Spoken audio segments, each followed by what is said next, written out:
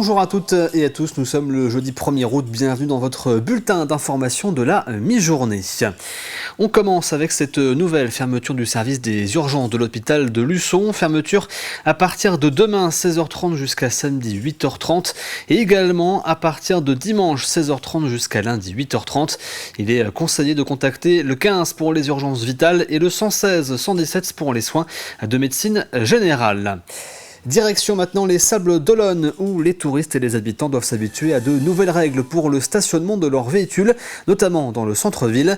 Et entre des règles qui peuvent être contraignantes et un coût de la place de parking important, certains adoptent d'autres solutions comme le vélo, la marche ou encore les marinettes, des navettes gratuites. Toutes les explications avec Mathis Pires. Prendre le bus plutôt que la voiture, voilà le nouveau quotidien de Mélanie. Non, ça s'arrête Pendant l'été, cette habitante proche du centre a complètement délaissé sa voiture. Et après, il y a tellement de navettes toutes les 10 minutes que... Tous les jours, on prend la navette pour aller à la plage ou dans le centre-ville. Quand on fait des après-midi de 14h à 19h à la plage, niveau parking, ça coûterait vraiment cher. Pour 4 heures de stationnement, Mélanie payerait plus de 6,50 €. En venant tous les jours, son budget parking s'élèverait à 182 € en un mois. Alors comme elle, de nombreux Sablais se garent à l'extérieur de la ville. Il faut reconnaître que le côté stationnement ici est assez onéreux. Voilà, et là, le fait que ce soit gratuit, c'est bien pratique, quoi. Ils viennent, ils se stationnent sur ce parking, ils montent directement dans les marinettes et ils peuvent aller à la plage où ils veulent sans payer, c'est gratuit. Ici en Pointillé, les places de parking sont payantes toute l'année. Et du 1er juillet au 31 août, dans cette zone en vert, le passage de voitures est filtré. L'objectif, éviter les voitures ventouses et ramener plus de clients au commerce. Moi, au niveau des retours, en tout cas, j'ai quand même des clients qui disent qu'ils trouvent plus facilement des places de stationnement parce qu'il y a un turnover qui est plus rapide en fin de compte. Les riverains, eux, peuvent souscrire à un abonnement 120 € par an la première voiture et rajouter 700 € pour la deuxième. Un budget conséquent pour Patricia, riveraine retraitée. Elle a dû vendre sa voiture. Je suis tous en voiture. Et je suis âgée et c'est dur. Chaque jour en moyenne pour ce mois de juillet, 2665 personnes ont pris les navettes gratuites et ont laissé la voiture à l'extérieur de la ville. Et dans le cadre de ce reportage, la municipalité des Sables d'Olonne n'a pas donné suite à nos nombreuses sollicitations et n'a pas souhaité s'exprimer. Nous en avions déjà parlé il y a quelques semaines, les rendez-vous de la Vendée Vélo se poursuivent tout l'été.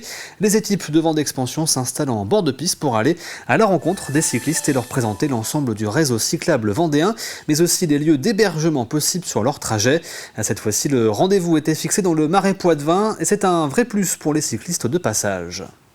Nous, on est très contents d'avoir des itinéraires balisés, des véloroutes. On recherche ça, c'est pour ça qu'on a fait plusieurs véloroutes dans toute la France. On trouve que cette véloroute, elle est bien balisée, elle est agréable parce qu'on est toujours au bord de l'eau. Et puis on a trouvé camping au bord de la route, c'est très sympa. Et d'ailleurs, en fait, on vient un peu en reconnaissance parce qu'on a l'habitude de faire du vélo avec nos enfants, qu'on n'a pas avec nous aujourd'hui. Et on s'est dit que ça pourrait être sympa de revenir avec les enfants parce que c'est agréable, c'est roulable et ça se passe bien. C'est assez facile, assez plat, c'est bien à faire en famille. On continue notre série sur les châteaux et les lieux historiques de Vendée, direction la commune de Puyraveau, aujourd'hui sur les traces des Templiers qui ont résidé de nombreuses années dans la commune et qui ont érigé une commanderie ainsi qu'une église. L'association Tourisme et Animation Culturelle en Sud-Vendée propose une visite donc de la commune sur les pas des Templiers, une visite qu'a pu suivre Kim Bastard. Ces habitants et touristes s'apprêtent à marcher sur les pas des Templiers. Ce matin, ils étaient une vingtaine pour cette première visite de Puyraveau. Au XIIe siècle, cette commune d'aujourd'hui 650 habitants a été marquée par le passage et l'activité des Templiers. Vêtu de son costume, Jean-Guy Bulto, président de l'association Tourisme et Animation Culturelle en Sud-Vendée, s'occupe d'animer cette sortie. Alors, c'est une petite commune qui, à un moment donné, était rebelle, on va dire comme ça, qui a un joyau à l'intérieur qui est le seul du Sud-Vendée, qui est l'église templière. L'association a décidé avec la municipalité de reprendre les visites et donc je me suis collé au travail en apprenant l'histoire de Puyraveau. Le passionné d'histoire a imaginé une balade lui permettant de retracer l'activité des Templiers. Les participants ont ainsi découvert l'emplacement de l'ancienne carrière, grange et commanderie. J'ai pris plaisir aujourd'hui à venir découvrir mon village parce qu'on c'est devenu, on passe en fait, on travaille, mais on ne s'intéresse pas forcément à la vie de notre village. Je viens découvrir un peu le centre du bourg de Puyraveau que l'on ne connaît pas forcément, des petites anecdotes, des architectures que l'on passe à côté mais que l'on ne voit pas. Pour l'occasion, l'actuel propriétaire de l'ancienne commanderie a même ouvert ses portes aux visiteurs. On a pensé que c'était un peu une ruine et mon mari a décidé d'acheter en 93. Voilà. Cette commanderie qui date de 1362 et j'ai la joie d'avoir l'église dans mon jardin. Point de chute de cette visite, ce monument édifié en 1670 et classé au patrimoine historique renferme encore aujourd'hui des trésors. Le baptistère, qui date donc du Moyen-Âge et de l'époque médiévale. C'est le calice des Templiers qui est ici. À midi, Jean-Guy termine la rencontre. Puyraveau et son patrimoine n'ont désormais plus aucun secret pour ses visiteurs.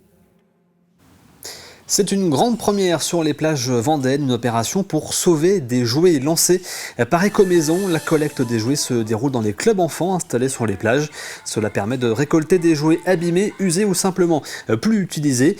Ils sont ensuite réhabilités à la Recycle la vie à Chaland avant d'être donnés à des enfants dans le besoin ou revendus à moindre coût. Alors c'est venu d'une idée de maintenir le geste de don et le geste de tri des jouets partout en France et y compris sur une période estivale, y compris sur les plages. Et donc pourquoi les clubs de plage? Parce que c'est un endroit qui parle pour les enfants sur l'univers du jeu, l'univers du ludique. Et donc c'est un bon moment pour parler aux enfants et les sensibiliser aux bons gestes de tri. Et donc les jouets qui ne seront plus utilisés pendant l'été, qui ne sont plus utilisés le reste de l'année, on peut les déposer désormais sur les clubs de plage pendant l'été. C'est la fin de cette édition. On se quitte avec ces images de ce spectacle son et lumière qui se déroule tout l'été à Vouvant et qui raconte l'histoire de la fée Mélusine. Je vous souhaite une excellente journée devant TV Vendée.